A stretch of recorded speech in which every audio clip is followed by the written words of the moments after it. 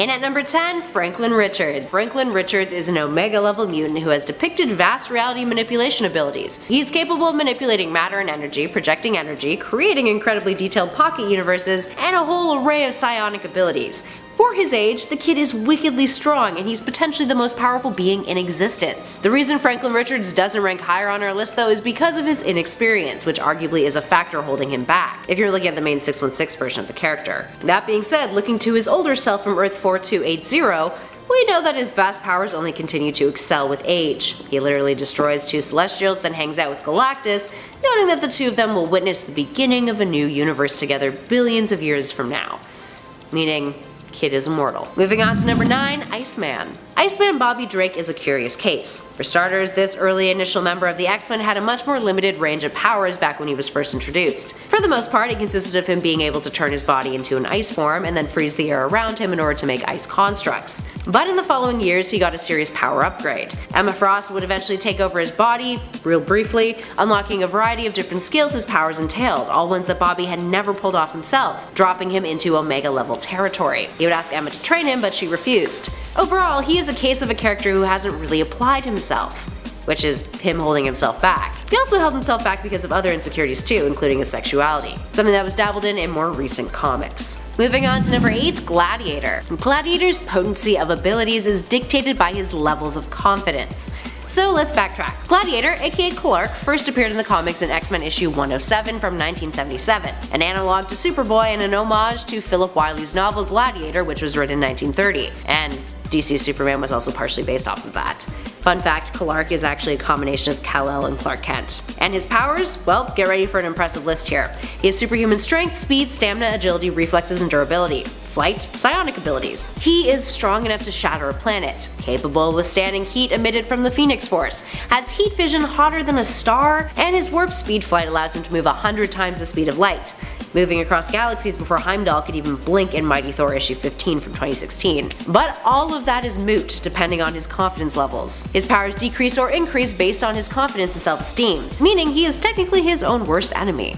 And at number 7, Zatanna. Zatanna is yet another character held back by her confidence levels. The difference between her and Gladiator though is that her lack of self-esteem has actually caused the character to completely depower herself in the past, and plays out as much more of an ongoing struggle in the comics. Zatanna is a magical superhero who inherited her gifts from her father, allowing her to not only cast spells but manipulate magic as well. If her self-confidence is weakened, her abilities become hindered. In the past, due to a series of mistakes that she had made, she became completely powerless for a time. Number 6, Batman. Batman is the most famous superhero in history with no superpowers. He has honed himself to be the absolute peak of mental and physical perfection and has an array of gadgets and skills to help him in his war on crime. But he is resolutely a non-powered human. However, the Dark Knight does possess an aptitude for something which could be considered a superpower: magic. Bruce Wayne has a long history with Zatanna and has been known to dabble in the mystic arts if the need arises. He once used a magic spell to exorcise dead men from Superman's body, for example, but generally he prefers to not muck around with magic as he distrusts its unpredictable nature, which is smart. Number 5, Supergirl. Even though their power sets are pretty much the same, there are a few things that Supergirl can do that her cousin, Superman, cannot. For one thing, she doesn't share his weakness for kryptonite,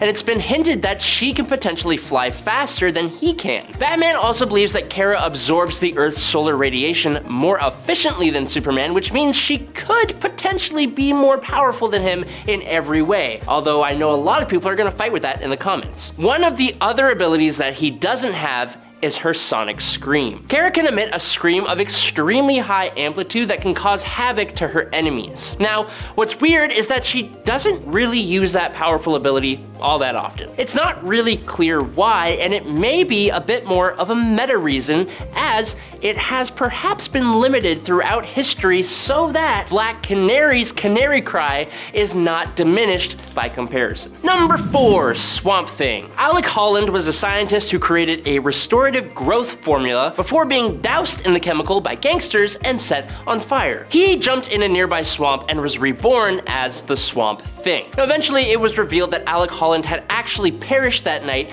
and the creature was a humanoid plant elemental with Alec's memories. Regardless, the Swamp Thing is basically a god. An earth elemental and avatar of the green, essentially a god of plants, with unimaginable levels of superhuman strength, durability, and inability to feel pain. He can regenerate from plant life, he can move at the speed of light, alter his size drastically, shapeshift to grant himself abilities like flight and duplication. He has control over plants, which allows him to teleport through plant life as well, and thanks to his connection to the green, he can even move through time and possesses cosmic awareness. But those are just some of his abilities. One other ability he rarely uses is the ability to possess a human body. Swamp Thing did this in 1998's Swamp Thing number 76, when he inhabited the body of John Constantine in order to, well, basically Alec used Constantine's body so he could finally make love to his wife, Abigail Arcane, which led to the birth of their daughter, Tiffy Holland. It's a little disturbing to think about, but still, I don't know if he's holding back, but he doesn't use it often. Number 3, Martian Manhunter. Okay, so this power differs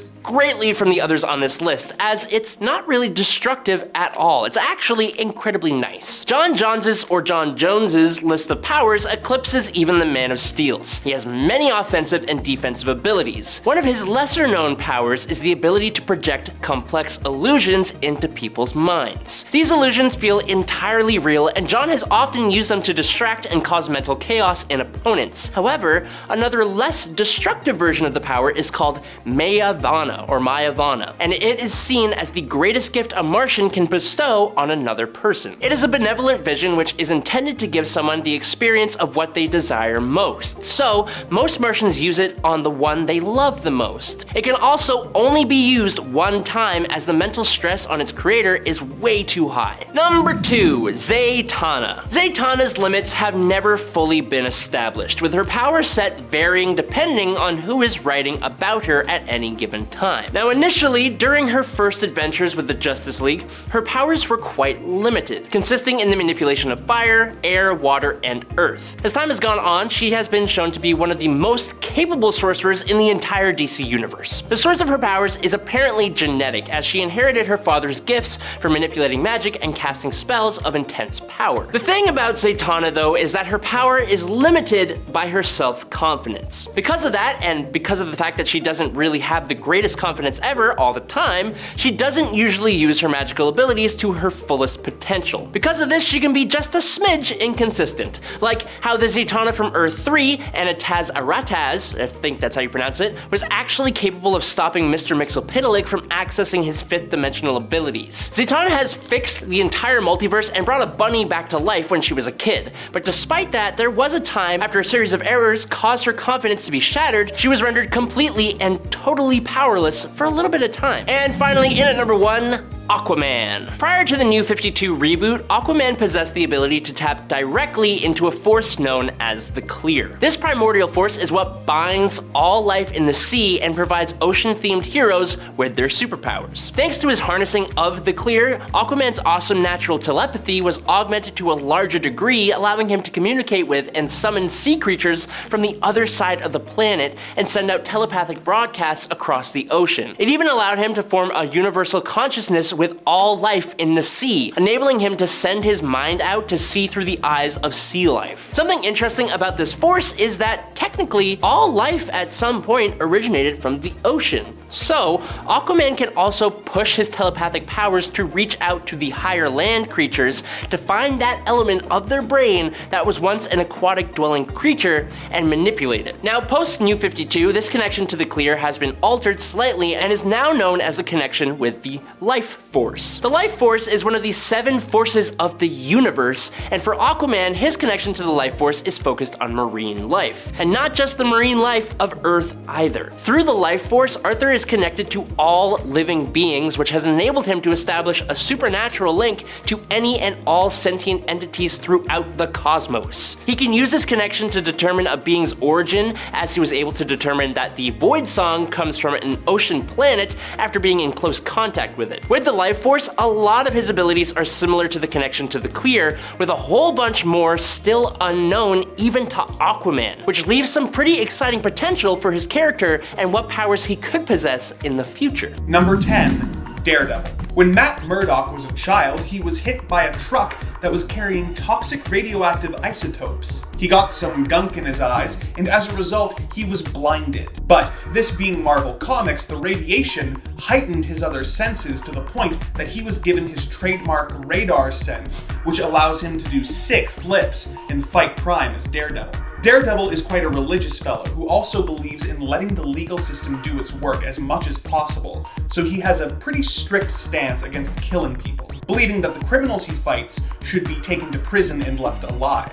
This has put him at odds with other more lethal characters like the Punisher, who thinks that the only good criminal is a dead criminal. But despite the fact that he is often tempted, Daredevil holds back, using his ninja skills to brutalize and maim, but not to kill. This self-imposed rule has been broken a couple times, such as when he was possessed by a demon, when he was forced to shoot a helicopter pilot who was using a minigun to brutalize Hell's Kitchen, and when he attempted to shoot the Punisher, when Frank had tied him up and taped a gun to his hand. But once again, these are pretty extreme situations where he didn't really have any other options.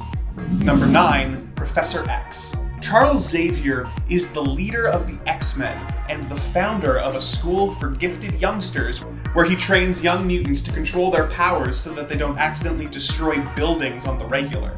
He is an extremely powerful mutant, being able to read and control people's minds. In theory, he could force anyone to do pretty much anything he wants. Thankfully, Xavier shows a decent amount of restraint with his powers, and usually makes a point of not reading his students' minds without permission, and rarely using them to make people act against their nature. For example, considering that governments in the Marvel Universe are consistently passing anti-mutant legislation, it would be very tempting to control the responsible politicians' minds to force them not to vote for such measures. But he doesn't do stuff like that. Sure, he has a bit of a god complex, and has a history of wiping people's minds when he screws up, or dampening Jean Grey's powers until he feels she's ready for them.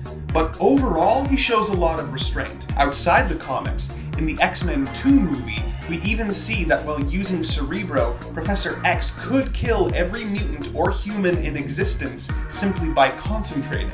So, yeah, he's holding back. Number 8, Batman. Batman is similar to Daredevil in the regard that he is one of the most gifted martial artists in the world and has extensive knowledge on how to handle any situation. Like Daredevil, he also has a strict moral code that prevents him from killing any of the criminals he faces, despite the fact that he certainly could with ease. For example, in Book 1 of The Dark Knight Returns, Batman is fighting against a group of thugs, and in his inner monologue, we can see him playing out strategies, saying, "There are 7 working defenses from this position. 3 of them disarm with minimal contact. 3 of them kill, and the other hurts." He, of course, chooses the option that hurts. But it is a good example of how, as a master strategist, in any situation, he is aware of how he could kill, but chooses not to. This is due to him not wanting to go down the path of his villains, and having a desire to see criminals reform, often hiring criminals who are let out of prison to work at Wayne Enterprises. So, like Daredevil, he has a strict moral code, but he is better than Daredevil at sticking to it, earning him the higher slot. Number 7, Thor. Thor is literally the god of thunder. He can bring down lightning, he can smash stuff with his hammer, and he is an amazing warrior with centuries of combat experience. In fact, he was so powerful and arrogant that his father, Odin, sent him to Earth in order to temper his power with humility. For those only familiar with movie Thor, in the comics, Odin sent Thor to Earth with no memories of his life as a god, and made him believe that he was a doctor with a bum leg named Donald Blake. As detailed in the character's first appearance in Journey into Mystery number 83, he spent a decade on Earth learning the value of hard work and perseverance as he dealt with his injured leg and set up his own medical practice. After this decade had passed, Odin implanted a message in Thor's subconscious telling him to go to Norway, where he found his hammer and regained his godly identity. I don't know if this is full on holding his power back, but the fact that he went through all of that to learn humility and what it meant to be worthy of his powers shows that Thor is very aware of his powers and the proper way to use them. Number 6. Liz Sherman. Liz Sherman was first seen in Hellboy's Seed of Destruction back in 1994, and is a being of immense power that she does not want and struggles to control. Her holding back is that quest for control and a fear of what happens when she loses it. Liz has pyrokinesis, the fire-starting ability, and oh, what a fire it is. Her powers manifested when she was 10 years old, and because of her strict religious upbringing, she thought they were a punishment from God for her sins. This has caused her to form a very complex relationship with them. It also didn't help that at age 11 she lost control and killed her whole family. To learn to control her powers, she had to learn emotional control, as that is what triggers them. She has to hold back her emotions and keep them on an even keel, all while wrestling with the bitterness her powers have left her with. Not fun. Number 5. The Flash. Any of them, doesn't really matter which. They're always holding back. Their natural speed is now fast. It's not the normal speed that the rest of us are moving at. They're just constantly moving through molasses to make us feel comfortable. Cause if not, it'd be like the Reverse Flash, how he just lets himself vibrate, which is terrifying. Just slightly out of phase. Always kind of crackling, red eyes. But the Flashes don't do that because they're nice people. Still, there is a sadness to it, and it makes their good cheer more impressive. To always be being a bit out of step, having to be patient always as the people around you move as fast as they can, but it'll never be fast enough for you. It could leave you feeling disconnected. And again, the time travel possibilities of not holding back. Barry Allen created the New 52 reboot because of his meddling, even though the Doomsday crossover was trying to make that Dr. Manhattan's fault, but it took too long to come out. Art delays. We're only on issue 10. It's been years. Number 4. The Spectre. The Spectre first debuted in More Fun Comics number 52 back in 1940. Cliff notes. The Spectre is the spirit of vengeance who carries out his missions through human hosts. The first was Jim Corrigan, a police officer who made the mistake of getting engaged in a fictional story, so he was murdered. The last part was the Golden Age. He became an avenging spirit in the Silver Age, and he can be very harsh. He has godlike powers and can, wait for it, manipulate time and space, control all matter, has invulnerability, and limitless strength. So how is he holding back? Well, he's really held back by the morality of his hosts. The Spectre exists in a kind of dual host-like existence. The host is there, they're not fully subsumed, and they can resist some of the Spectre's more cruel impulses.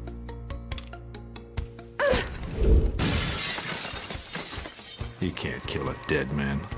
The guilty must be punished for their crimes. If they want to. Some hosts just go with it. Corrigan is notable for this.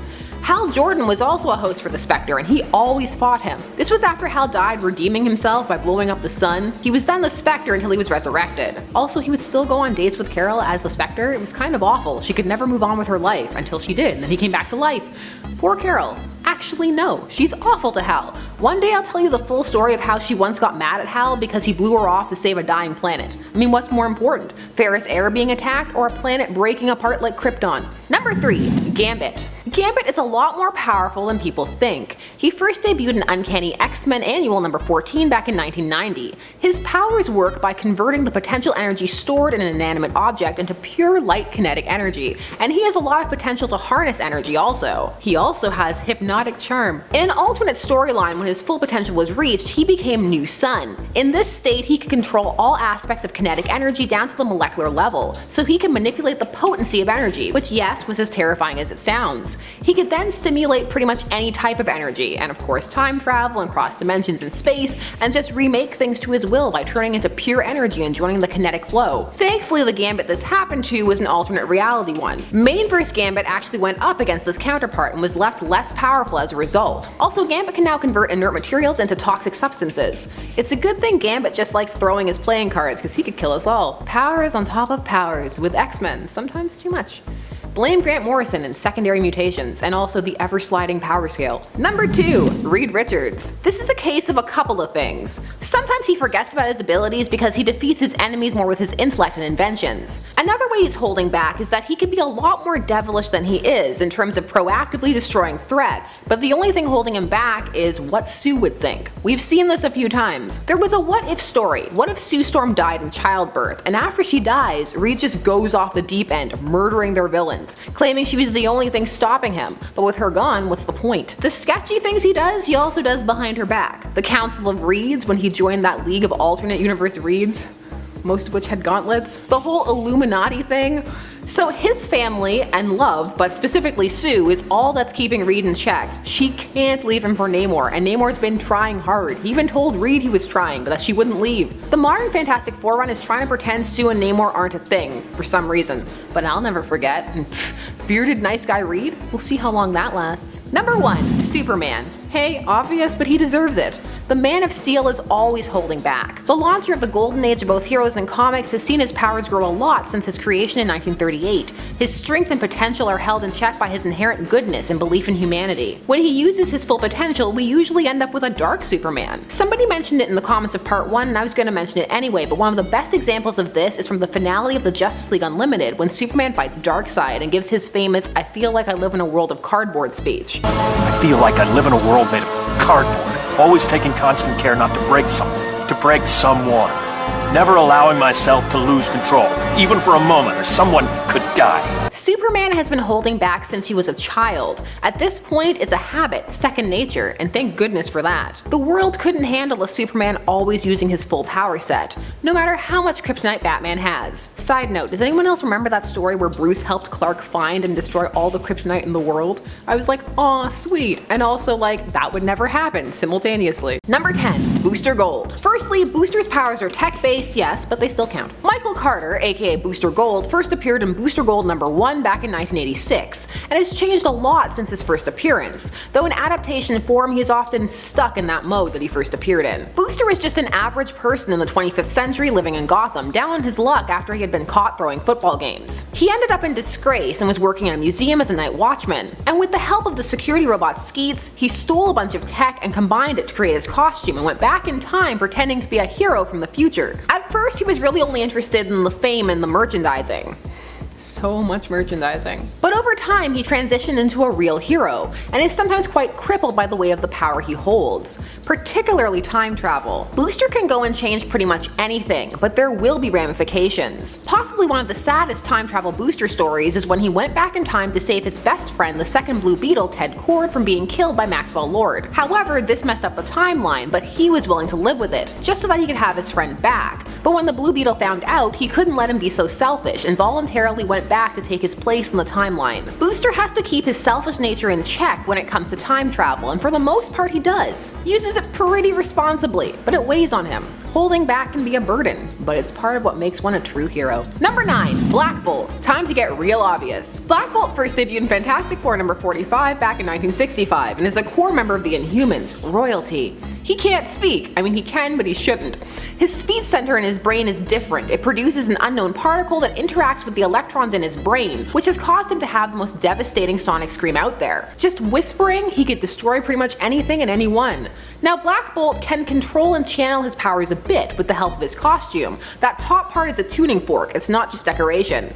But he's hyper aware of this and so is always very careful. Still, you learn a lot when you can't speak. Black Bolt knows things. And he's a secret weapon when you really need someone stopped. You can convince him to speak and he only needs to say one thing, and that's it. Number 8. The Scarlet Witch. So her powers have been tweaked and retweaked over time. They're trying to get away from the all-consuming reality warping powers that gave the world House of M and the whole no more mutants thing. But for a time, and she still kinda does, have to be hyper aware of her powers because she had a history of triggering them subconsciously based on her own desires, like the saga of her and Vision's children, which has been rendered more complicated in the modern era. Wanda Maximoff first debuted in the X-Men number 4 back in 1964 and has changed a lot since then. Her powers are now in the chaos magic realm with a mutant element on top, so there's more control, which is good because the ability to change whatever one wants, that's a lot of a lot. It would and does drive most who hold it mad. Too much power, too much, beyond Omega. Number 7. Cable. Here we're getting into the has to hold back category, or rather had to hold back. He first appeared as Cable in the New Mutants number 87 back in 1990. He had been introduced as Nathan Summers in 1986. Back then he was just a baby and not a man out of time. Cable has very powerful telekinetic powers, but initially he had to use them to keep the techno-organic virus he was suffering from spreading to the rest of his body. That used to be the source of his cool metal arm. When he doesn't have to hold back, Cable is a force to be reckoned with. It's that dangerous combination of telepathy and telekinesis, along with that sense of self-righteousness he inherited from his father Scott Summers, aka Cyclops. Cable has built his own utopian floating city. That was during the Deadpool and Cable team-up good times. Cable is one who has fluctuating powers. He has them all. Oh no, they're gone. Oh yay, some of them are back. It just depends which area you're in. And at 6, Captain Atom. Captain Atom is a case of a hero who is already quite powerful but is limited by his own fears that if he were to fulfill his full potential, he may lose his humanity. Talking Dr. Manhattan style here. So Captain Atom, in theory, has no limit to his powers. His abilities come from his atoms continuously splitting and reforming, which gives him an infinite amount of power, limited only by his willpower and his imagination. He can manipulate energy, is self-sustaining, has super strength that matches that of Superman's, and can travel faster than the speed of sound. If he absorbs too much energy at once though, he can be transported through time uncontrollably. Now his power source is linked to something called the strong nuclear force, which binds protons to the nucleus. His atoms can lose coherence if he uses too much power in a short space of time, but it is speculated that he'll be able to overcome this at some point, meaning only his own willpower to retain his humanity is what prevents him from further excelling. And at number 5, Doctor Strange. Doctor Strange generally has a very strong sense of what is right and what is wrong, and what he should meddle with and what he shouldn't. Often he finds himself practicing restraint in situations he'd dominate and solve much quicker if he were to intervene. Case in point, Civil War. The Watcher commented that Strange could have ended the conflict with a mere thought, implying that the Sorcerer Supreme has a whole lot more power than he's letting on. Instead, Strange went off to meditate in seclusion, letting Cap and Iron Man duke it out. There have also been times when Strange's hand was forced and he called upon powerful dark magic, like when he battled the Hulk post-Civil War, which caused him to lose the title of Sorcerer Supreme briefly. It just goes to show that Strange has the best interests of the Earth at heart, unwilling to use riskier and deadlier forms of magic he has at his disposal in order to get what needs to be done. And at number 4, Dr. Fate. Dr. Fate is not just one individual. The character who first debuted in More Fun Comics issue 55 back in 1940 is a long line of sorcerers, each who had come upon Nabu the Wise, a god who granted them their power along with the Helmet of Fate, a mystical artifact that transforms its host into a powerful master of magic. Those donning the Dr. Fate mantle are capable of spellcasting, flight, telekinesis, telepathy, pyrokinesis, superhuman strength, invulnerability, and lightning manipulation. But here's the kicker. Nabu calls the shots, to an extent. If Nabu doesn't agree with what the iteration of Fate is doing, Fate's powers can be limited. In the initial Dr. Fate's case, Ken Nelson, if he was separated from the helm, he is significantly weakened but not entirely depowered, which is another thing. That aside, if Dr. Fate were to go full-blown homicidal or use his near-limitless sorcery powers to wreak havoc, there's a good chance that Nabu would prevent him from causing too much damage. Up next at 3, Havok. Havok is Cyclops' brother, a mutant with cosmic energy absorption and plasma discharge abilities. The waves of plasma energy can emanate from his body in all directions unless he channels it purposefully in a single direction. Generally, he wears a special containment suit, often with an indicator on his chest depicting how much cosmic radiation he has absorbed, and how much he has left within his cells. The concentration that's required of Havok in releasing his energy in focused beams can be exhausting, especially over an extended period. And that's exactly why he's on this list. If he weren't focusing and allowing his plasmic energy just to shoot out of his body without a direction, his impact would be much more destructive. His plasma wave discharges can superheat and disintegrate objects or beings. So really, it is for the best that he holds back and concentrates so no one accidentally ends up dead. And at number 2, Professor X. Professor Charles Xavier is one of the most noble characters in Marvel's roster. First appearing in the X-Men issue 1 in 1963, this exceptionally powerful telepath is one of the most powerful psychics in the Marvel Universe. He has often sacrificed his own desires for the betterment of mutant kind, constantly striving for the greater good by promising a peaceful coexistence between mutants and humans. But there have been a good number of times where Xavier's more repressed, darker emotions have been released from him, causing devastating effects. Specifically in 1996, the sentient psionic entity Onslaught was created from the merging of a darker aspect of Xavier and Magneto's consciousness. During a battle between the X-Men and Magneto and his acolytes, Xavier used his telepathic abilities to shut down Magneto's mind, making him catatonic. The darkest aspect of Magneto's mind emerged and escaped into Xavier's subconscious, taking hold of Xavier's repressed darker nature until it grew into a persona of its own. And finally, at number 1, Sentry. Sentry, aka Robert Reynolds, has a slew of abilities that makes him one of the most powerful characters in Marvel's universe. Or multiverse rather. This includes superhuman strength, speed and stamina, a regenerative healing ability, molecular manipulation, matter manipulation, he's invulnerable, telepathic, can bend time, shapeshift, can become invisible, can astral project, and of course he is immortal. And there's more too that we've listed a zillion times on this channel. While the source of his powers has changed over the years, initially he got his abilities from a super soldier-esque serum that moves his molecules an instant ahead of the current timeline. But here's the kicker. Because of his powers, he's got an entity within him that's a dark side effect. The eroded humanity within Sentry known as the Void, who has his own set of dark powers that include infinity tendrils that attack a victim's mind, impaling them with traumatic visions of the past, present, and future. But now we come to his restriction. In order to prevent the Void from causing catastrophic damage, Sentry worked with Dr. Doom and Reed Richards to wipe out not only his own memory, but the memory of the hero and his evil half from the entire Marvel universe as a means of protecting it. Those are some real drastic measures. Number 10. Hal Jordan / Green Lanterns. So the Green Lantern rings function based on the user's willpower. That and you have to charge them. But the charge is so narratively convenient that you don't need to worry about it too much. So the bearers can use the rings to create constructs, whatever their imaginations can conceive. But there is a built-in restriction, one that is now very present, and that is lethal force is not authorized. One has to break the Lantern code to kill. Hal knows, he killed the whole Corps, and then some. So one can get the ring to kill, but it'll send an alert and the rest of the Corps and the Guardians are going to be down on you. So best to hold back and find another solution to your problems. Talking to you, Hal. Yes, I know he was possessed by Parallax. If one does break the code, you pretty much have a limitless weapon at one's disposal. This concept was played with in Dawnbreaker from Metal Knights, the dark Batman who would use the Lantern ring that came to him to kill. This was from the dark multiverse stuff. He became pretty much unstoppable thanks to the strength of his will. You need a lot of focus and drive to wield a ring, so it's important to hold back on those murderous impulses. Number 9. Jaime Reyes. The Blue Beetle, the third one. More space and alien artifacts. Jaime Reyes first debuted as the Blue Beetle in Infinite Crisis number 5 back in 2006, but he had appeared as a character 2 issues prior. The story of the third Blue Beetle is a great legacy story. So the first Blue Beetle was Dan Garrett, and Cliff notes he found a mystical scarab that allowed him to fight crime. This was a retcon, initially he was powerless. This was at the very start of the Golden Age. Fast forward, he passed it on to his protege, the second Blue Beetle, Ted Kord, who was never able to get it to work, so instead he became a tech-based hero along the same theme. During Infinite Crisis, the scarab was reinvigorated and attached itself to Jaime Reyes. He was able to access it, and it formed into a protective suit around him with many capabilities. However, it became clear over time that this wasn't just some tech artifact. It began to talk to Jaime, to attempt to influence his actions, increase the amount of force he used, etc.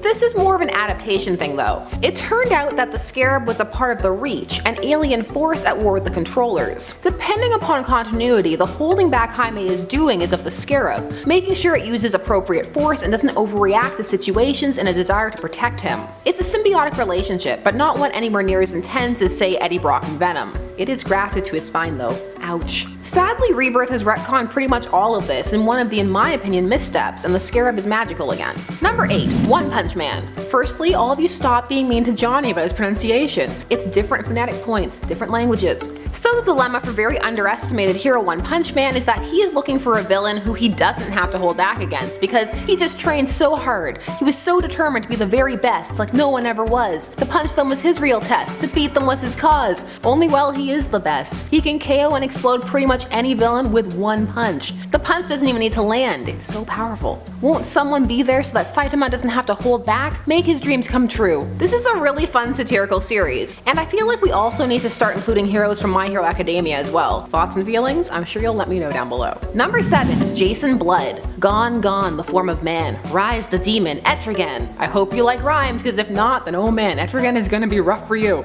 So these characters first appear in The Demon #1 back in 1972. The two are bound together, and Jack Kirby, their creator, had no interest in creating them, but did it because DC wanted horror characters, and he was like, okay fine, here's a demon. There have been some changes in origin, but all in all, it's Merlin who binds Jason and Etrigan together, and the struggle has been real ever since. Jason isn't thrilled about being bound to a demon, and often works hard to live his life without summoning Etrigan at all, and is quite annoyed when some of his magical acquaintances, looking at you Constantine, will force him out. This is because there are some situations where Etrigan's strength and powers are required, but Jason is a skilled sorcerer, so he can avoid having to summon Etrigan for a good while if he's really in a snit. Why doesn't he want him? Well, Etrigan is a sadomasochist and has been known to go too far and torment people because he enjoys it. The two eventually find an even keel and come to respect each other. Etrigan Etrigan has been largely dormant, but there's rumors about Justice League Dark, so maybe we'll see more of Jason Blood soon. It's a great name. Number 6. Wonder Woman. We have seen what happens when Wonder Woman stops holding back, and it's not pretty, I'm gonna tell you that. Whether we are talking about emotionally with her giving into a well of despair, or physically with her causing the mass destruction of the entire planet as a result of a fight against Superman. In Tales from the Dark Multiverse, War of the Gods, her giving in emotionally resulted in her being overtaken by Hecate, who she had previously trapped in her subconscious, initially preventing Hecate from possessing her. However, after the destruction of Themyscira and the death of her sisters, her fellow Amazons, and her mother, Diana ends up losing hope, and thereby loses control over herself. In Wonder Woman Dead Earth, we learn of how Wonder Woman giving into her rage and removing her bracelets, which in this story hold back Diana's power, results in the destruction of the planet. Even in the main continuity, it's actually been suggested that Diana is much more powerful than she lets on, and this is likely because without holding back, she could actually cause major damage and destruction to the world around her and people in it. Number 5. Storm. Storm has demonstrated restraint on multiple occasions when facing her enemies, and has proven time and time again how much of a badass she is in the comics. Recently, during the AXE Judgment Day event, Storm was one of the few people to survive Uranus' initial attack on planet Arakko, formerly known as Mars. This went down when Storm was the acting regent of Arakko, the planet and nation's leader. Storm is the only person I believe to have actually sat on both the Great Ring of Arakko and the Quiet Council of Krakoa at the same time, and she made this work for actually a pretty good while. In order to get her seat, she actually had to defeat the previous regent who held the seat of All Around Us, that's the name of the seat that she holds, Nameless, the shapeshifter queen. While Storm bested Nameless, she refused to kill her opponent, preferring to hold back and allow Nameless to live, forcing Nameless to actually curse Storm and choose to take their own life rather than simply admitting defeat. Number 4. Black Bolt. Black Bolt is a character who is so powerful, half the time just the threat of him using his power is enough to stop those who oppose him from basically messing with him. Black Bolt's power first manifested at birth, as his mother and father exposed him to Terrigenesis before he was even born as part of an experiment to see, kind of what that would do. This, along with his immensely powerful genetic makeup, resulted in him being born as one of the most powerful Inhumans ever. Black Bolt would end up being kept in isolation for most of his childhood and early life as a result of the sheer power that he possessed. He literally couldn't even just run around and be a kid. No, too powerful. His powers are related to the speech center of his brain and his ability to harness electrons. Using both, he possesses an extremely powerful voice, with just a whisper often being enough to harm those who stand against him. As it stands, Black Bolt usually communicates telepathically, although not psionic himself, or more often with his own specific form of sign language. Number 3. Icon. Icon has been shown to be even more powerful than Superman on occasion, with Superman at one point remarking that being hit by Icon was the hardest that he'd ever been hit. The two have fought multiple times against one another in the comics, even way back when Clark had his long hair. Oh, I miss his long, luscious locks. At one point, they end up fighting in the 2006 Justice League of America series in issue 28, but here it's all a show. So there's no real victor since they are kind of just pretending to fight here. And we have to expect that Icon was holding back somewhat here. Sure, he wanted to make the fight appear convincing, but he didn't actually intend to hurt Superman, which implies that he wasn't even using his full force here, as he likely wouldn't need to go hard to sell a fight to onlookers. With that reasoning, not only have we literally seen Icon hold back, but it also means that the hero, now from DC's Milestone imprint, might actually have to hold back even more than some of the most powerful heroes from DC's mainline, which is pretty wild to consider. Number 2. Magik. Magik is a hero that often gets left out of lists like this, so I want to thank Michael Sheehan in the comments from our part 1 video for suggesting that I add her to this video. Truly, she is a superhero who constantly has to hold back, lest she threaten the existence of the world and possibly the universe. Magik isn't just a straight up hero, she's complicated. She also has a darker side known as Darkchild that she often has to keep contained. And that's what I love about her complexity. She also has a ton of trauma in her life that she constantly has to confront and deal with. Number 1. Dr. Manhattan. Dr. Manhattan has to be one of the ultimate heroes for needing to hold back. Dr. Manhattan is insanely powerful, and perhaps this is why he generally prefers to stay out of the affairs of mortal beings. Well, that and the fact that he likely doesn't much care for humans. He is a reality warper, and in fact is one of the folks, I would argue, in current lore, the main folk, responsible for the New 52 continuity reset. As such, Dr. Manhattan constantly holds back, despite the fact that he could reset the universe on the daily, destroy it, or completely fix everything. Instead of doing any of this stuff though, he prefers to take more of a watcher role, only getting involved when he really feels it's necessary or has some strong desire to do so, which isn't very often. Number 10. Cyclops. While Cyclops might not be as powerful as some of the others on this list, he pretty much perfectly sums up the idea of a hero who has to hold back his power in order to fight. I mean, that's literally what his costume is for, really. Well, other than that sweet X-Men suit. That is just so we know what team he's fighting alongside. But when it comes to his visor, that is straight up being used to better control and restrain his powers, so that he isn't just optic blasting everyone he looks at or comes up against into next week. Additionally, Cyclops doesn't just use his visor, but also uses his gloves to do this. In his gloves are little buttons that Cyclops can basically push to control the visor, allowing him to open it more or less and change the angle at which it will emit his optic blasts. This is also why Cyclops is known as a master of trigonometry. He needs this knowledge so that he can best utilize his optic blasts, knowing exactly how and when to fire them, and with how much intensity in order to achieve whatever the fight calls for. So whether it's a giant full frontal blast or something a little bit more subtle, Cyclops is always prepared for each and every occasion, as long as he has his trig knowledge intact and his visor and his gloves with him.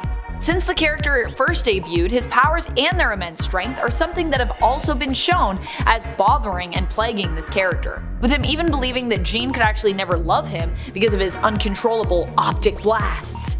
How could she ever love me? I have to wear rose quartz glasses all the time. It's not that big of a deal, psych. Just chill. And friends, before we move on to our next spot on this list, if you love what we do here at Top 10 Nerd, why not show us you love us by clicking that like button? Number 9. Starfire. Starfire is a character who is immensely powerful, and honestly, we don't talk about her enough on this channel. It's been a minute since we talked about Corey, but let's get into it. The Teen Titans in general are an immensely powerful team, and now that they're no longer teens and are fully grown adults, being known simply as the Titans, they're even more powerful than they once were. Being in control of superpowers as an adult superhero is really, I think, all about knowing when to hold back. Over time, characters have a tendency to only get more powerful and more experienced with age, and Starfire is no exception. In the comics, even pre-Flashpoint Starfire in a fight against Blackfire acknowledges that she is indeed her sister's equal in terms of her power and prowess, saying that the only reason that she has not beaten her sister is because they have never fought as equals, despite being equal to one another. And her sister responds by saying that due to Starfire's caring nature, Corey often holds back, which is basically her weakness. At least, that's how Blackfire sees it. While Blackfire might see this as a weakness, I'm sure Starfire would actually see it as a strength, as it is also what makes her a hero. Sometimes in order to be a hero, you have to know when to restrain yourself, you know what I mean? Number 8. Gentle. Gentle is such a great mutant hero, one we honestly do not talk enough about. His power is so great that it's believed using it could actually result in him losing his life. As a result, Gentle was given vibranium tattoos, which allow him to better contain and control his powers. His powers grant him augmented strength. Despite his mutant name, Gentle can actually become insanely muscular, increasing in size and mass, and we don't actually know the limits of his powers yet, which is why they're also so dangerous. Using them is also really hard on Nesno's body, which could result in his death. Gentle is a hero who, while also a citizen of Krakoa now, is also known for his Wakandan heritage, being actually part Wakandan and part Russian based on his parents' heritage. Initially, it was believed that using his power also caused him great pain and actually resulted in seizures, but we later learned that this was actually more psychological.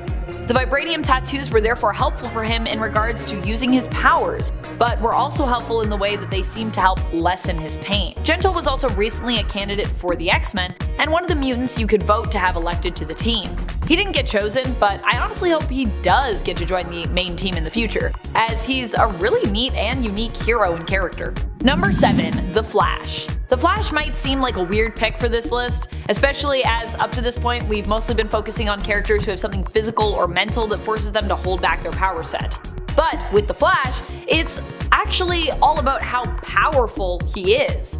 He is, I would say, too powerful, which is the issue, especially in regards to his ability to time travel. While Barry Allen as the Flash has traveled back in time and changed things only to learn afterwards of how this was kind of an awful mistake, upturning the entire universe as a result of the change he'd made to basically save his mother, Wally West has seemingly learned from his predecessor's mistakes. For that reason, Wally actually prefers not to get involved when it comes to time travel. He knows that to do so could possibly break the universe, and so has a tendency to be more reserved and much more careful when it comes to racing through the time stream. And even when his friend Hunter Zolomon had begged Wally to use his power to help reverse his paralysis by traveling back in time to prevent it, Wally actually refused. This is what prompted Hunter to become the villain known as Zoom, believing that Wally simply wouldn't help him because he'd just not known enough tragedy in his life, as Hunter had.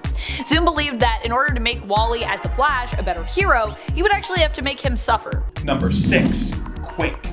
Daisy Johnson is the daughter of the villain Mr. Hyde and a woman with the Inhuman gene. This resulted in her developing the ability to manipulate vibrations. She can use these for a variety of purposes, like causing earthquakes, hence the name Quake. She can also use these powers on a more micro level, such as when she took on the Omega level mutant Magneto and managed to vibrate his brain until he fell unconscious in New Avengers number 20. On another occasion, when Wolverine was having one of his famous temper tantrums and attacked Nick Fury, she was able to use her vibration powers to cause his heart to explode. So she has the power to take on some of the most notoriously dangerous characters in the Marvel Universe. In fact, she is so powerful that she actually needs to be really careful about how she uses her powers. Obviously, earthquakes can cause a huge amount of collateral damage, so she needs to be careful of that. But the best example of these powers left unchecked is from the Agents of S.H.I.E.L.D. television show, where Glenn Talbot gets Quake's powers in an alternate timeline and uses them to destroy the planet. So yeah, she needs to be careful. Number 5. Gambit. Remy LeBeau is a powerful and popular member of the X-Men with the ability to tap into an item's potential kinetic energy, making it a dangerous and explosive weapon.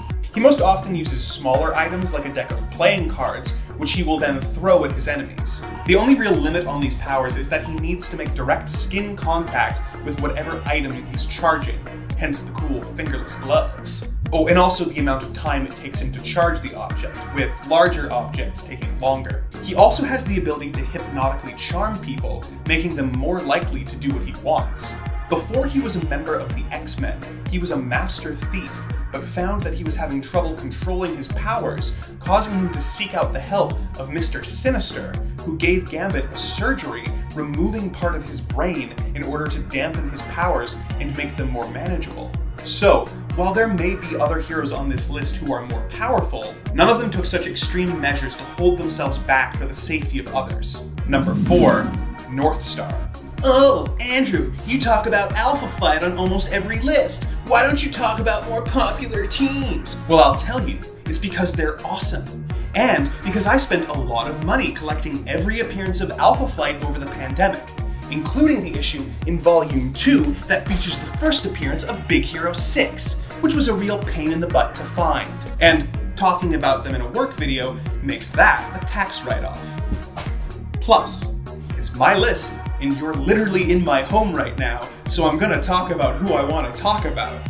Jean-Paul Beaulier is the fastest mutant in the Marvel Universe, since Quicksilver isn't a mutant anymore. Northstar is capable of reaching incredible speeds when running or flying. He has a twin sister named Aurora, who is also fast and able to fly, but though she has a greater endurance than her brother, he is the faster of the two. In X-Factor Volume 4, Number 7, Northstar and fellow speedster Tommy Shepard are comparing top speeds, and JP reveals that his top speed is 189,299 miles per second, which makes him faster than the speed of light. But he has a very good reason for not reaching his full speed. As he explains to Tommy, that would destroy everything in my path. I could garrote the world in half with one lap if I wished it. It would destroy me physically, not emotionally. I can't breathe at that point because I've created a vacuum and my organs are getting crushed. my bones pulverized into dust. So yeah, Northstar is holding back for good reason. Number 3, Captain Atom. Captain Atom was originally a Charlton Comics character, the same way that Shazam used to be. DC Comics eventually purchased Charlton's collection of heroes, and as a result, he was introduced into the DC universe. In the DC retelling of his origin, Nathaniel Atom was a man sentenced to death for treason. He was offered the opportunity to instead sign up for an experiment designed to test the structural integrity of an alien metal. To test this, they placed Atom in a metal egg and then blasted it with a nuclear explosion. He was vaporized, but much like the Watchmen character he inspired, Dr. Manhattan, he was reconstituted with the metal now covering his skin. Captain Atom can tap into the quantum field and convert the energy into powerful blasts.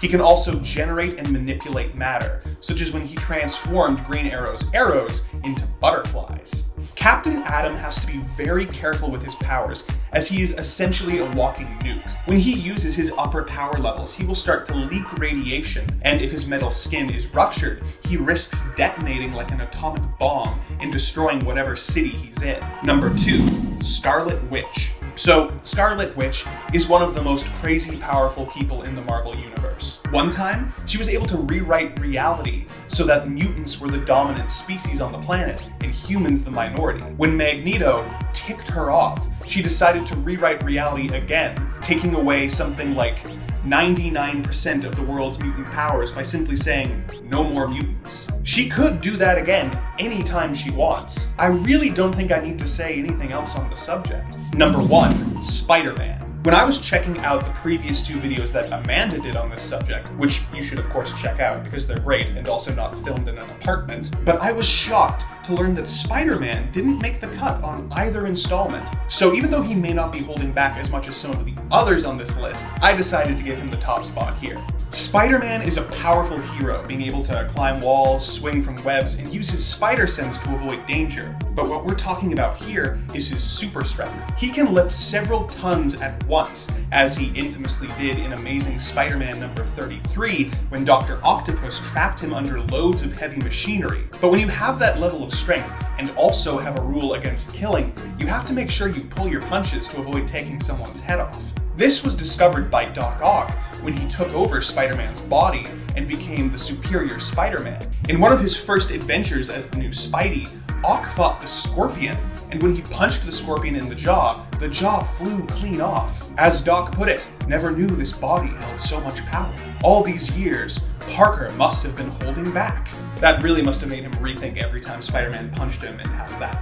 could have turned out. Number 10, Dr. Fate. So here's the thing with Dr. Fate. Typically the character is not just one character, but 2 inhabiting one body. This is what the Helm of Fate actually represents, the connection of Dr. Fate to Naboo, the Lord of Order, which is where Kent Nelson originally got his powers and his knowledge from. Of course, Kent Nelson also has power separate from his appearance as Dr. Fate. He is, after all, a supremely skilled and knowledgeable magic user in his own right, thanks to years of training. However, with Dr. Fate really in essence being kinda 2 people combined, the Lord of Order Naboo and Naboo's host, in this case we're talking about Kent Nelson, these 2 do not always agree on how best to deal with an enemy or potentially catastrophic events. Case in point in Justice League Dark, when Naboo takes control of Kent's body against his will, only for him to later be freed of Naboo's influence and refuse to basically use the power of the helm, instead choosing to keep Naboo trapped within it, because Kent knows, well, if I try to work with Naboo, I'm probably gonna get possessed again. This guy's kinda being a little evil right now. And friends, before we move on to our next spot on this list, if you love what we do here at Top 10 Nerd, why not show us you love us by clicking that subscribe? I know there are many of you that are not subscribed, so do it. Click the button. Do it. Number 9, Cyborg. In the Doom Patrol series, we literally saw just how powerful Cyborg is when it comes to using him as a pawn and manipulating him into attacking his own father. Mr. Nobody managed to trick Cyborg and ended up showing just how much potential he has when it comes to to his ability to do harm. Cyborg actually would make probably a pretty great villain, to be honest, which is creepy. Cyborg in general usually has to be careful when fighting against enemies because he is super strong. In the comics and other media, he has also been portrayed as being in essence a master hacker, and as a result constantly decides to hold back rather than, just use his hacking skills to manipulate the world, which would kind of be, and sometimes that would be a little insidious. In the Snyder Cut, it's even alluded to that Cyborg is actually one of the most powerful people in the Justice League, with him being able to control all the banks and bank accounts of the world if he wanted. That's just part of what we get to see. Here he is shown as pretty much having access to everything technological, but being someone who chooses to use this power reluctantly and responsibly, because he is a hero. Honestly, when it comes to powerhouses in the comics who are capable of doing more, but choose to hold back, knowing that unleashing the full force of their power could be pretty dangerous, Cyborg is actually one of the best examples, even though some might not fully comprehend or accept him as the powerhouse he is. But Vic definitely deserves that. Number 8. Sunspot. Sunspot is one of my favorite heroes when it comes to those who have to hold their power back. I mean, at one point, his power was at risk of killing him, guys. After being shot in the head, he was forced to wear a headband to help regulate his powers, as he lost control of them, somewhat, and left unchecked they could easily kill him. Sunspot's headband would regulate his powers, thereby protecting Roberto da Costa from being burned up from the inside out by literally holding back and balancing his powers for him. And we see just how necessary this is when Bobby, who at the time was known as Citizen V, decides to throw caution to the wind, removing his regulator headband to prove that he is indeed one of the most powerful mutants to have ever existed, while also obviously fighting to save the world by using his power to keep the world engine running, putting his life on the line. Number 7. Sentry. EJ Graham in the comments for the part 1 of this video was considering suggesting Sentry for a potential part 2. Ultimately though, he decided against suggesting that perhaps Sentry doesn't hold back, and instead often simply gets written out of Marvel Comics because he's too overpowered. I would argue that him both being written out / killed off because he's too powerful, and him having to hold back because he is too powerful, are actually both true. Sentry does every now and then go in guns a-blazing, with him ripping people in half kind of becoming a weird, every so often semi-regular occurrence. However, I will also say that more often than not, we've actually seen Sentry hold back his powers and express restraint, especially when you consider he agreed to wipe his own mind and the minds of everyone else on Earth of his superheroic existence just to protect them from the evil villain, the Void, who is basically Sentry's villainous alter ego he was made to believe that he'd always had after being brainwashed by Mastermind. Number 6. Hellstrom. Hellstrom is actually someone who is similar to another character on this list in regards to his heritage, although the other character I'm comparing him to here is actually not from Marvel, but stay tuned for more on that. Because this point is all about Damon Hellstrom, or Hellstorm, depending on his persona and his mood. Hellstrom is said to be the son of Satan, although it is unknown up to this point if his father is really the true devil or just one of the many demons posing as the devil in the Marvel Universe, including Damon's father, as well as Azazel, who is Nightcrawler's father, and Mephisto, who isn't really known for being a father, but did once have a son named Blackheart. That is a thing that happened, and Blackheart did try to usurp him, so, Hellstrom, as such, has two different personas within him, one that is inherently more good and heroic, and another that is straight up or on the verge of being evil, more influenced by his father's heritage. Sometimes these two personas are kind of given different names as well, Hellstrom or Hellstorm, depending on which persona he is leaning more towards at the time. Sometimes Hellstrom is actually only spelled with one L, and other times he's used these names to sort of protect his identity, although they are both super similar, so I don't really fully understand how that's supposed to fool anyone. Hellstrom has often struggled with unleashing the full force of his power, and sometimes, in fact I would say often, regrets its ties to hell and the darkness that lies within him. Number 5. Shazam. Shazam, or Captain Marvel as some still refer to him today, is one of the most powerful heroes DC has, and in fact some would argue that when it comes to his fights and contests with Superman, it is he, not Superman, who is often the one who would need to hold back. This is because Shazam's powers come from the gods, and some actually say this is because his powers are kind of magical. The limitless wisdom of Solomon, the strength of Hercules, stamina of Atlas, power and omnipotence of Zeus, courage of Achilles, and speed of Mercury. There is really no limit, or there shouldn't be, to what he can do, and it is because of this sheer power and strength that Shazam often needs to hold back when fighting against his enemies as well. You could also add in the fact that it is Billy Batson Adson's kind heart that often encourages him to hold back against his enemies, preferring to not be so brutal with his enemies or his opponents. I mean, especially if they are his friends or people he looks up to, because, you know, even heroes sometimes fight each other, like in a fight against Supes. At one point, Superman even played host to Captain Marvel and actually marveled at his sheer power. So, you know you're probably going to need to hold back when you're like wowing Superman with your power levels. Number 4, Blue Marvel. If you are powerful enough to knock out Hulk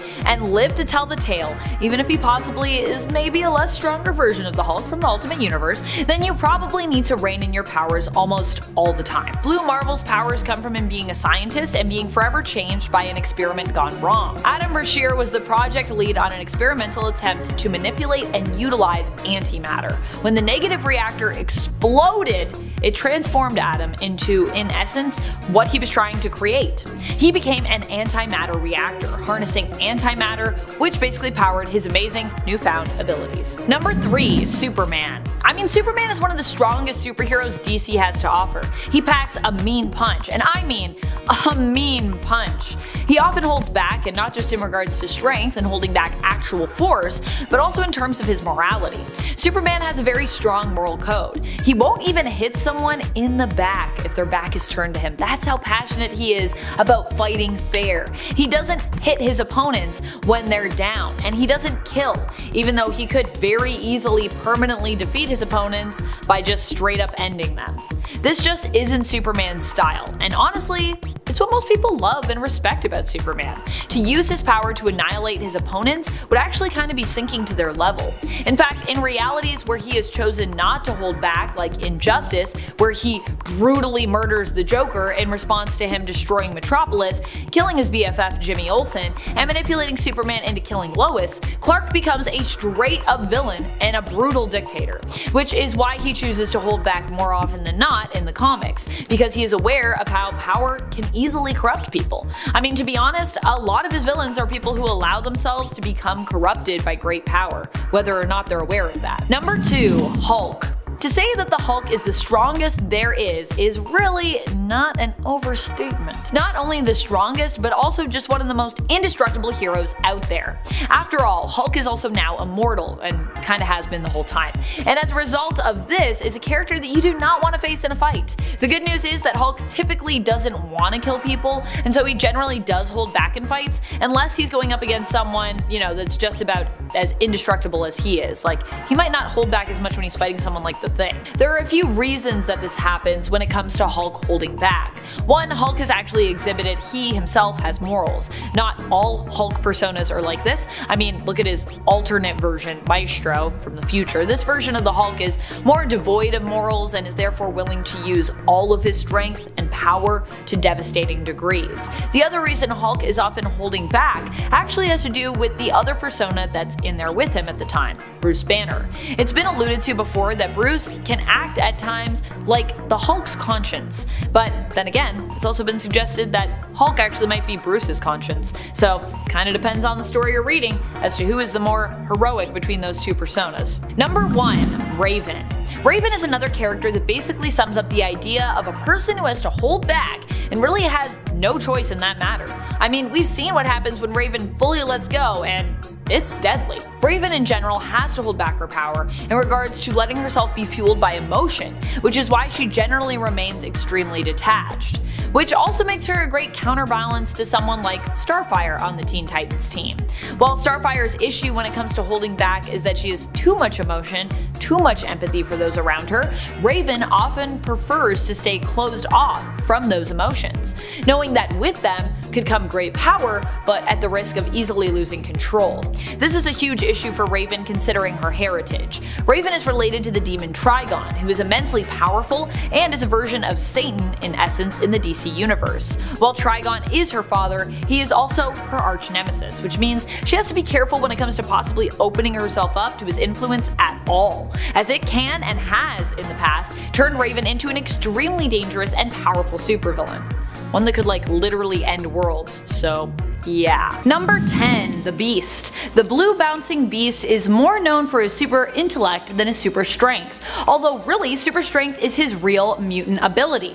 His brute strength, durability, and super dexterity are the powers that he was granted by his mutation. Though why do we know him more for his intellect? Beast prefers to stay out of fighting when it can be avoided, and is often recognized as an academic and pacifist. Part of the reason he holds back when he is fighting probably comes back to those beliefs, as well as his fear of his more animal nature. The times that he is held back when it comes to fighting probably has to do with a few events following his transformation into his beast-like form. As you'll recall, he didn't always look as he does. He used to look like an almost completely normal human, and then he was also a grey beast for a while. Soon after he was transformed, he was drugged and hunted by Kraven, causing him to resort to a feral-like state. He almost killed Kraven near the end of the story, and later in the comics was manipulated into believing that he'd killed Iron Man. Both events were like a living nightmare for the mostly peaceful Hank. Number 9. Deku. When Deku from My Hero Academia receives his all-for-one quirk from All Might, he is forced to hold back his powers, as using them at full strength would destroy him. The power of All for One basically allows him to store up energy and then release it in one superhuman and often explosive blast. He must train and use the power carefully or risk damaging his entire body. Therefore, he carefully channels the power and controls the percentage of output to avoid injury to himself. And even with reducing it as much as he does and controlling it, his use of the power still causes his hand and fingers, which he channels the power through, to become disfigured. Number 8. Cyclops. The proof is in the pudding with Cyclops, who is forced to hold back his powers simply because he cannot really fully control them. His laser eyes, sorry friends, I'm just kidding, his optic blasts need to be kept in check, or he would just be blowing up stuff left, right, and center. Scott actually has 2 separate ruby quartz visors, one that helps him control his optic blasts and one that he wears when sleeping that completely contains these blasts. And if you don't believe that his powers need to be held back, just look at the evidence. Anytime he loses his visor in the comics or any other media involving the loss of his visor, usually results in him having to close his eyes to protect people. Unless Emma Frost is around to help him have control over this ability, of course. Number 7. Sunspot. Being able to convert solar energy into strength may not seem like it is something that is insanely powerful, but there was a time in the comics that Sunspot almost killed himself while doing this. Yeah, after losing control of his powers as the result of an injury, Roberto was forced to use a regulator headband to help him gain control of his abilities again. He was often depicted wearing the headband in the comics to help him limit the risk of losing control. And when he chose to ditch his regulator band in an attempt to access the full potential of his powers, he was actually warned that this would likely kill him. Fortunately, he managed to survive, but the risk was still very much there. At his full strength, Sunspot was even referred to as the strongest Avenger. Granted, this was Roberto himself talking, who is known for being kind of full of himself, so. Number 6. Jubilee. Okay, Jubilee is not weak, and she never really was. Her powers were always more than fireworks, even if she herself does describe them that way and can use them as such for entertainment, as she did when she first appeared back in the Uncanny X-Men number 244 back in 1989. Breathe. Now, where a lot of the she's useless comes from is the 90s animated series, where she would consistently be ineffectual with her attacks just bouncing off of things like sentinels. However, Jubilee actually has enormous potential. Emma Frost has noted that she has the potential to detonate matter at a subatomic level because her power set is that she generates pyrotechnic energy plasmoids. So in short, she could be a walking nuclear bomb. What's holding her back? Well, mental blocks really. She needs to hold back because, well, she could destroy everything, but she was held back by her inability to conceive of wielding that much power. She was always surprised when she leveled up. It's a good thing Jubilee holds back, because with all these people calling her useless, maybe one day she'll just snap. Number 5. Storm. You all have been asking for Storm since part 1. You have been scandalized that she wasn't on these lists. Well, she's here now. She first appeared in Giant X-Men number 1 back in 1975. She was part of the big X-Men relaunch with a new lineup that re-galvanized the books. The X-Men actually didn't do that well in the 60s. It's only retroactively that people went back and appreciated it. Storm is an Omega level mutant, officially now thanks to House of X. When most people think of her, they think, oh, weather control. But it's so much more than making it rain. She can start tempest, earth-shattering storms, and also manipulate weather on a cosmic level, cosmic storms. And also like Magneto, she can also mess with the electromagnetic current. Storm doesn't use her full potential because if she did, she would destroy the world. She's only limited by the strength and will of her body, but with all of that training, generating a mega earth-ending level storm shouldn't be too difficult. So yeah, Storm holds back because she doesn't want to destroy the Earth. She lives here too. Also, random question. Wolverine in Storm or Black Panther in Storm? Let me know. Number 4, Spider-Man. He's another one that all of you have been clamoring for, and fair is fair, he's a lot more powerful than he appears, or than people give him credit for. Now when people go down the list of Peter's abilities, they often leave super strength down to the bottom, or off entirely. Instead, the attention goes to the wall crawling or the spider sense. But Peter is very strong, and he constantly has to restrain himself from really hurting people, including the villains he's fighting. He can punch jaws clean off, but he takes with great power comes great responsibility seriously. Don't mess with Spider-Man. Just because he's wiry and doesn't have the bulk, people think, oh, he can't do anything, just puny Parker. Well, that's how you get thrown through a window. Just ask Wolverine. Number 3, the Hulk. How can we keep making these and not talk about Bruce Banner and the Hulk? That's what Bruce has been doing since he became the Hulk. He first appeared in The Incredible Hulk #1 back in 1962. After being bombarded by gamma radiation, when angered or stressed, Bruce Banner transforms into the Hulk, initially a mindless monster. Over time, the Hulk has developed into being his own being, separate from Banner, which has led to even more problems as the two try to reconcile their joint existence. It's gotten even worse in the Immortal Hulk, with poor dead Banner being dragged along by the still living Hulk. So this is a relationship that has changed, but everyone remembers the classic tale of Banner hiding out from the world because any little trigger could set him off and unleash the beast within. A man constantly battling against his own fears, doing nothing but holding back, essentially. Side note, there's one issue where She-Hulk tries to say that her life is worse than his, even though she's a sexy lawyer that everyone likes. Or was a sexy lawyer. Recently she fought for her right to be ugly. Keeping up with comics. Number 2, Invincible. Going back to Kirkman's superhero epic following the life and times of Invincible, aka Marcus Grayson, no relation at all to Dick Grayson. Rick Grayson is dead to me. Invincible is the son of Omni-Man and half Viltrumite. He becomes one of the premier defenders of Earth after the betrayal of his father and the reveal that he was bred to be a weapon to conquer the world. He is incredibly strong, and at first he isn't even aware how much. His training with his father was just coming to a close when everything went down. If he doesn't hold back, he'll just beat his enemies into a bloody pulp, and he has on multiple occasions. Just a bloody mess, complete poundage, a level of gore that is heightened by the bright, happy way the books are drawn. Invincible would go on to become the leader of the Viltrumite Empire, so watch out. So far his reign has lasted centuries. Number 1, Raven. You knew she was coming, you were waiting. Raven is a core member of the new Teen Titans, the result of a forceful coupling between the demon Trigon and her mother Angela Roth.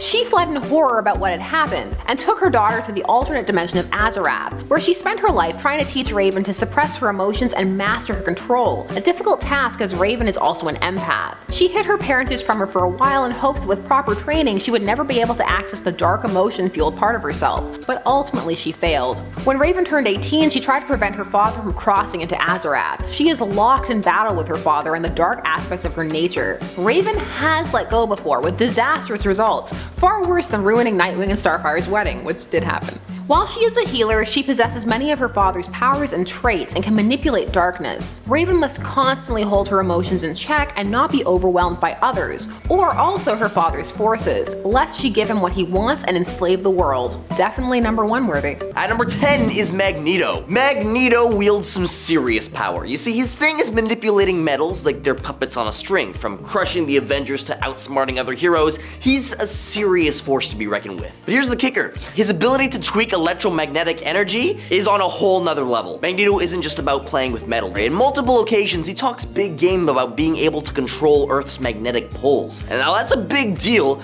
because messing up with those poles could mean some trouble for literally everybody on the planet. He's threatened to flip Earth's magnetic switch, which would cause chaos globally. But G never actually goes all the way with it. Instead, he dangles this terrifying possibility like a threat to get what he wants, so he's essentially a bad guy with enough power to shake up the entire world big time. At number 9 is Gorr the God Butcher. Gorr the God Butcher, as portrayed in the comics, stands tall as one of Thor's most fiercest foes. This guy, Gorr, gives Thor a serious run for money. He doesn't just give Thor a hard time, he straight up beats him in almost every single showdown. I mean, there's this one showdown where Thor takes on 3 different versions of Thor and still comes out on top. You see, Thor never actually defeated Gorr in a fair fight. Not a single time. Every time it looks like Thor wins, it's either because he talks Thor down with some talk no jitsu, or gets help from somebody else with a team takedown assist. So Gorr remains undefeated against Thor in a one-on-one showdown. Just think about that. Gorr is undefeated against Thor! And it's not just Thor either, he's even taken down Celestials with that Necro Sword. Now in the movie Thor Love and Thunder, they kinda toned Gorr down a bit. Gorr's dark and deep storyline clashed with the movie's kinda fun and funny tone. Christian Bale played Gorr well, but the character didn't get to shine as much as he could have. He could have been one of the top villains in the Marvel movies, but didn't really quite happen with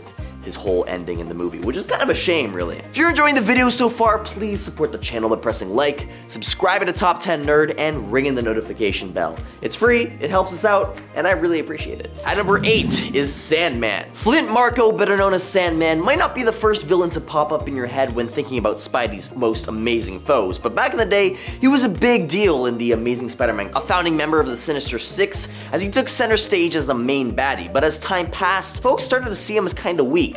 I mean, a guy made of sand doesn't really sound too scary, right? But Sandman's powers are no joke. He can get as hard as concrete or let things pass right through him, and that makes him a nightmare to fight. Remember Spider-Man 3? Sandman was meant to be the big bad for that movie before the studio pushed for Venom. And in Marvel's Zombies, he wrecked an alternate Spider-Man with ease and pushed him to his limit. At number 7 is Galactus, one of Marvel's big guns, faced off against the big shot Celestials in a showdown that rocked the comics. Specifically Fantastic Four number 602, Galactus barges into an interstellar brawl among the Kree Empire, the Inhumans, and the Annihilation Wave, situation that could wreak havoc for our entire solar system. The Fantastic Four ropes him in to help, and Galactus steps up, taking on the Kree with ease. Then boom, 4 Celestials from Earth 2480 crash the party. Galactus squares up, showing that he's not a pushover, and they gang up on him, but Galactus gives back as good as he gets, offing one of them. But then 3 of the Celestials merge into a Super Celestial and zap Galactus, and it looks like it's a game over.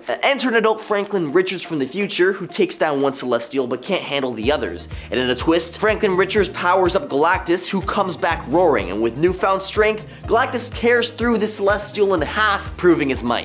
Now, even though Galactus needed help against the merged Celestials, he was a one-man wrecking crew otherwise. Taking down 2 Celestials bare-handedly solidifies him as Marvel's powerhouse. Number 6, Wonder Woman. An insanely powerful superhero, Wonder Woman's abilities appear almost limitless. She has super breath, is insanely strong, is somewhat telepathic, can fly, and even sometimes can breathe underwater. Does anyone remember when the comics told us she had gills? Weird. Granted, these abilities are surprisingly not her own really, as they are gifts from the gods. But still, one cannot deny that Wonder Woman is pretty much unstoppable. So what is she holding back? Apparently, the full strength of her powers as a demi-goddess. Yep, the Wonder Woman we see in the comics isn't even all that she could be. It has constantly been established that her bracelets of submission are used to keep her powers in check and prevent her from becoming too OP. Number 5, Jean Grey. Another strong woman who has been classified as one of the strongest telepaths in the world, an Omega level mutant who also has telekinetic abilities. You might be thinking that I'm gonna go down one of my favorite paths here with Jean and talk about Phoenix and Dark Phoenix and self-control in regards to those entities that Jean becomes. You'd be wrong. In fact, Jean had to have the full potential locked away from her from a very young age. When she first came to Professor Xavier's School for Gifted Youngsters, Professor Xavier actually put up psychic shields in her mind, recognizing she was not yet prepared to handle the full potential of her power, as it could put her and others at risk. Number 4, Quicksilver. What happens when you go even faster than the fastest man on Earth? That is something Quicksilver should never venture to answer, and after the events of No Surrender, I'm sure he learned just that. Quicksilver is an arrogant hero who sometimes plays villain and who normally indulges very much in his powers. The rate at which he can travel allows him to dash across oceans, walk on water, dodge bullets, and even time travel. However, during the Avengers No Surrender event, he traveled too fast, even for himself, and seemed to find out why restraining one's powers can be a good thing. In his own series following the comic book event called Quicksilver No Surrender, he seems to get stuck somewhere between time and space, in some kind of weird time-space limbo. The series itself is beautiful, and you should read it. It also involves a lot of self-reflection on Quicksilver's part, but besides that, it also serves to show us why Quicksilver holding back from traveling beyond the fastest he can is a good idea. Number 3. Rogue. You asked for more Rogue from me, and you got her.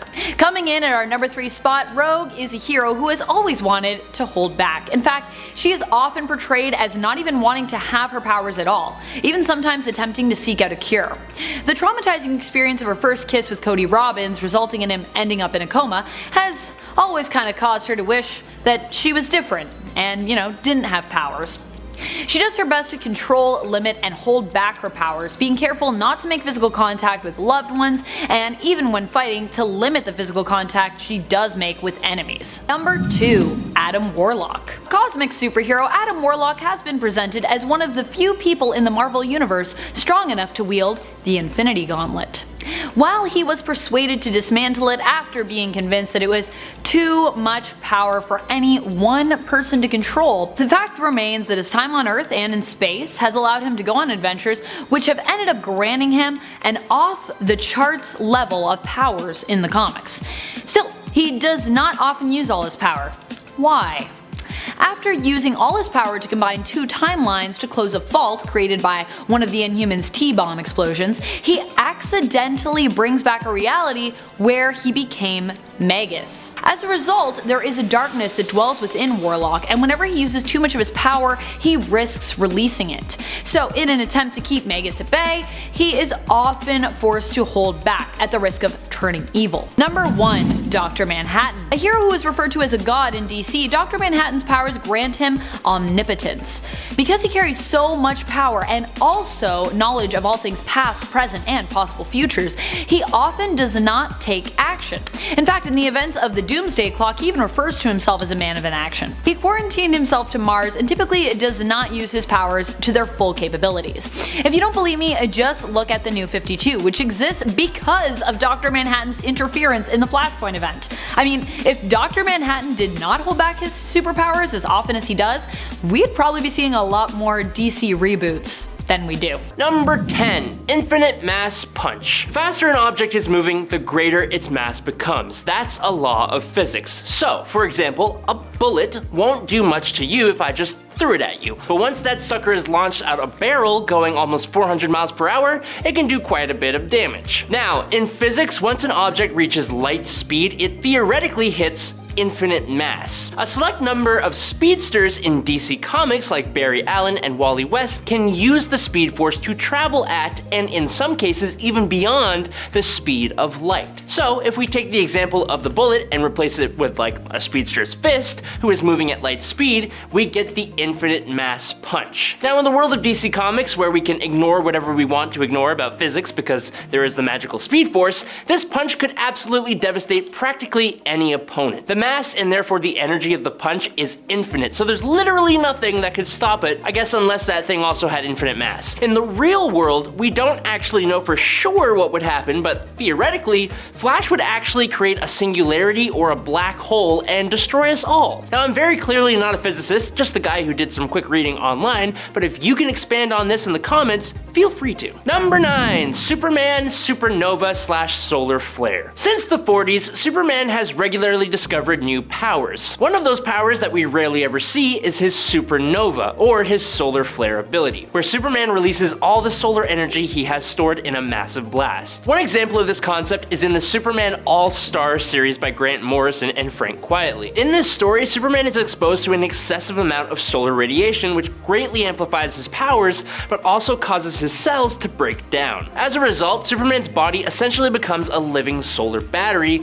with the capacity to release an immense immense amount of energy in a supernova-like explosion. In the storyline, Superman sacrifices himself by flying into the sun and using his energy to reignite it, saving the Earth. In the New 52 version of Superman, which is a reboot of the DC Comics universe that started in 2011, Superman gains a new power called the Super Flare, or Solar Flare. While this ability is not exactly the same as going supernova, it does involve the release of a massive amount of energy. The Super Flare power was first introduced in Superman 38. When Superman uses this ability, he expels all the solar energy stored in his cells, creating a powerful and destructive energy blast that radiates out from his body. The blast is strong enough to level a large area and incinerate virtually anything in its path. However, using this power comes at a cost. After releasing the Super Flare, Superman's cells are depleted of solar energy, rendering him essentially just regular old human and powerless for about 24 hours until his cells can recharge by absorbing sunlight again. Number 8, Captain Atom. In the New 52, Captain Atom's powers are like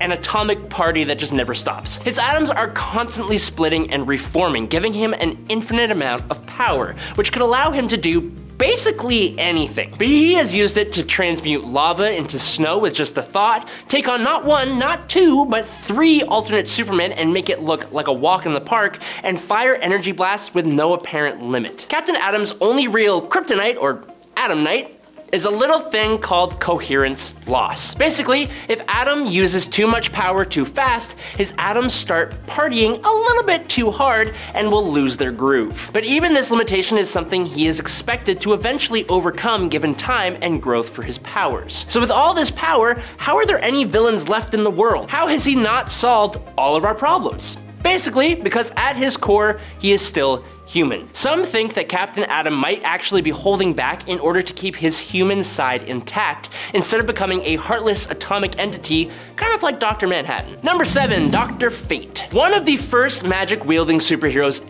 ever, Dr. Fate debuted in 1940, way before Doctor Strange. Now, technically, Dr. Fate is a name used by the wearers of the Helmet of Fate, which was created by the powerful sorcerer Nabu, along with the Amulet of Anubis and the Cloak of Destiny. When Nabu passed, his spirit was absorbed into these items, allowing him to live on through his hosts. While Kent Nelson was the first one, characters like Inza Kramer, Jared Stevens, Khalid Nassour, and a few others have wielded the power of Dr. Fate throughout history, inhabiting the Tower of Fate and fighting magical threats. The Helmet of Fate grants the hero their vast magical powers, which include reality manipulation, matter manipulation, and time traveling, among many other abilities, plus the knowledge to cast spells that can do even more. The downside is that there is also the presence of Nabu, who gives them their power, and he doesn't always make the best choices. It has happened many times where the ones wearing the Helmet of Fate have had to actually intervene to hold back Nabu from doing something absolutely catastrophic,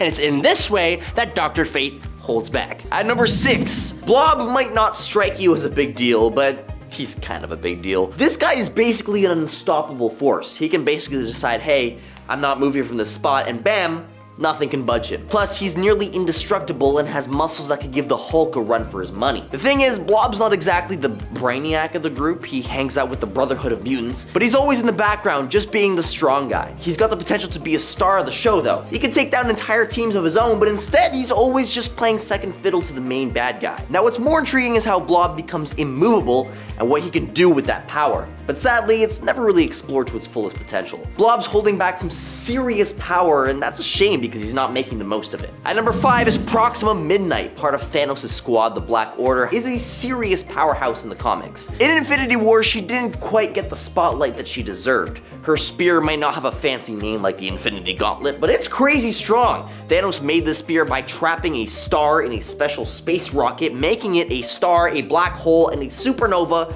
all at once. When she throws her spear, it splits into 3 black light tracers, making it impossible to miss. It's not just for throwing though, it can zap victims into cosmic nets powered by an entire star. But in the movies, she's kind of toned down. Like in the comics, she's tough, like fighting Luke Cage tough. She even took on Thor at one point. She can handle a beating too, from energy blasts from Captain Marvel, Thor's lightning, even hits from Mjolnir. She's wrecked entire teams beaten the Hulk, and wrecked multiverses with their power. Proxima Midnight is a heavyweight in Marvel, no joke. At number 4, Omega Red burst onto the Marvel scene like a firework. He was a Soviet mutant soldier with crazy powers, unaliving spores and tentacles made of carbonadium. Now his first showdown against Wolverine and the whole blue team was insane, as he absolutely obliterated him, proving how tough he was.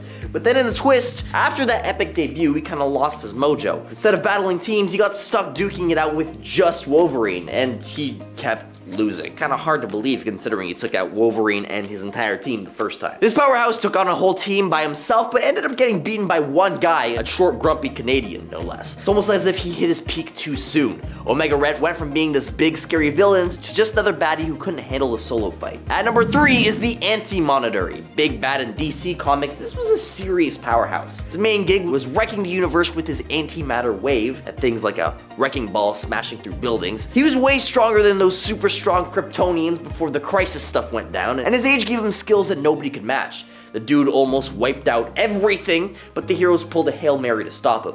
But here's the thing, after he went full berserk and destroyed a couple of Earths, he suddenly put the brakes on that antimatter wave move. Instead, he started going for these overly complicated plans to undo his universe with demolition. In later gigs, he ditched using that crazy strong power altogether. It's almost as if he got tired of using a universe wrecker and wanted to be more of a schemer. At number 2 is the Shadow King. This guy's a big deal in the X-Men world, but when it comes to it, he's kind of like a balloon without air. He talks big game all the time, wanting control of everybody on Earth, but when push comes to shove, he always falls short. It's like when you're all set to play a video game, but your controller's out of batteries. Kind of frustrating and a letdown. He's this astral plane dude, so you'd think he'd have some serious cosmic power, but nah, he just keeps going after the toughest telepaths in X-Men instead of picking off the easiest targets. Almost as if he's choosing to play on hard mode when he can switch to easy and actually win for once. Honestly, it's a bit of a disappointment in the villain department. For someone with such grand plans, he ends up being more of a comic relief than a serious threat. At number 1 is Perpetua, the big baddie in DC Comics, with some serious powers. We're talking about making entire